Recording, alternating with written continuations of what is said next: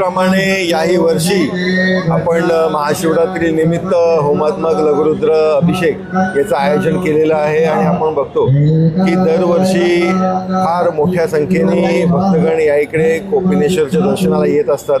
त्याचबरोबर या होमात्मक लघुरुद्र अभिषेकमध्येही मोठ्या संख्येने लोक सहभागी झालेले आहेत.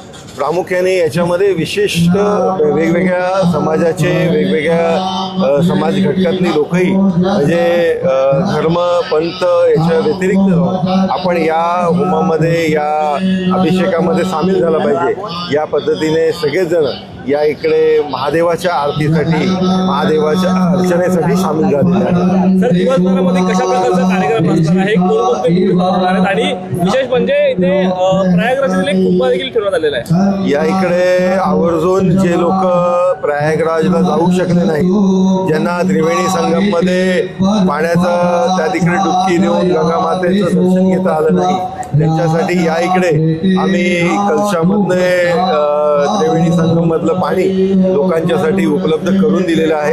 हा एक लोकांच्या भावनेचा विषय आहे, हा भक्तीचा विषय आहे.